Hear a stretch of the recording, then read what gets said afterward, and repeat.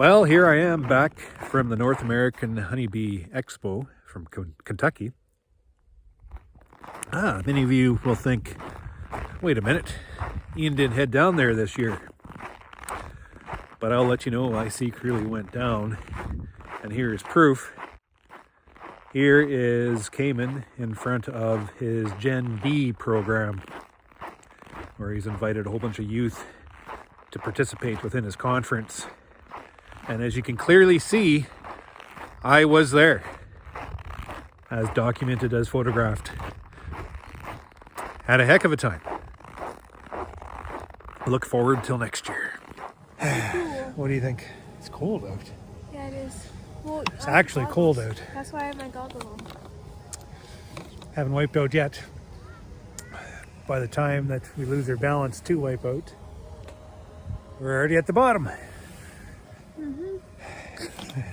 It's not that steep either, Dad. No, just a little wee hill. Yeah, at any rate, a good way to spend the evening. It's a cute little hill.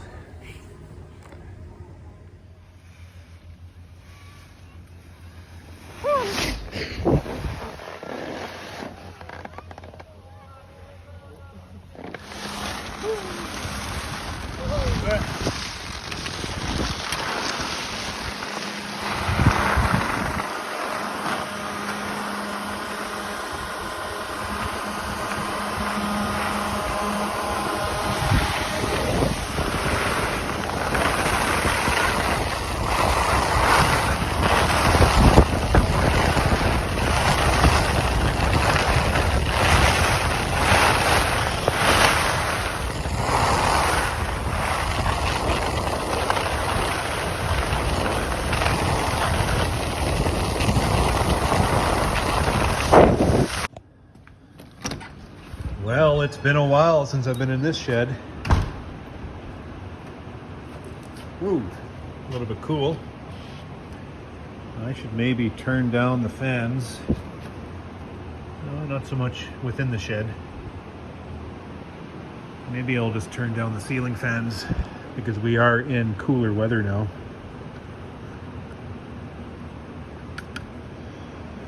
Let me see the type of bee drop we have.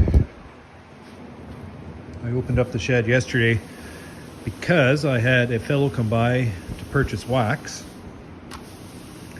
And his first impression because I don't have a lot of space in this honey house, so I had to load out the wax through my door. So I opened up the shed. It was at night, so there's no flight. And his first impression was, the shed smells right. And I think he's correct. There's just a little bit of musty smell because of all these bees on the floor. But in the most part, the shed smells right.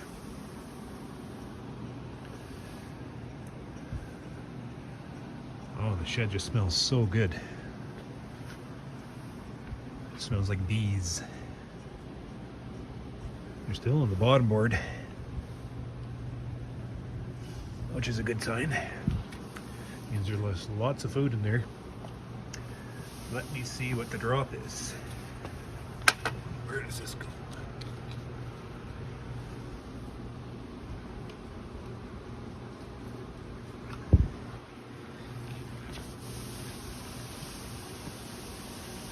A little bit of drop. Not too bad though. Enough that I should be sweeping the shed. So this fellow beekeeper who came to buy wax, we had a great conversation. I mean, beekeepers, they sit down and start talking bees and just tick the hours away.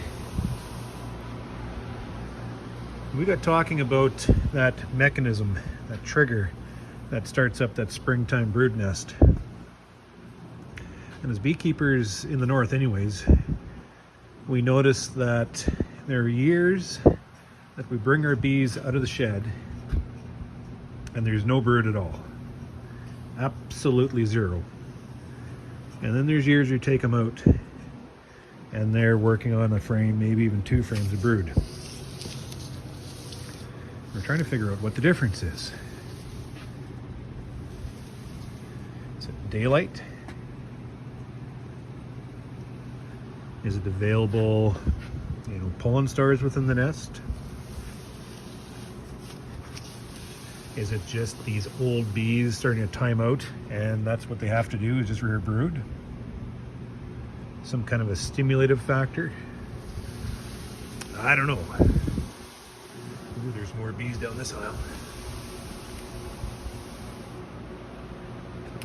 But what he got to talking about was maybe it's the amount of humidity within the ambient air. And he figures, with some trialing on his own, that when he runs his colonies without a top entrance, he winters outdoors, that these nests are able to maintain, and very well insulated, mind you, these nests are able to maintain a much more consistent environment, and the humidity is much easier to maintain. You don't have all that energy escaping up through the top vent. The moisture, in a sense, well, he claims it doesn't condense because he has it properly insulated, and if there is any, it just kind of convects over and down the sides and out the colony down the sides. He has shown me pictures of his colonies that he does this with in the middle of February, sheets of brood, just like it's April, May. And he claims that maybe that trigger, that acting mechanism, is a humidity within the nest.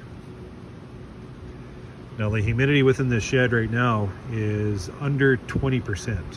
It's cold air outside, warm air inside, which just zaps the humidity within the air.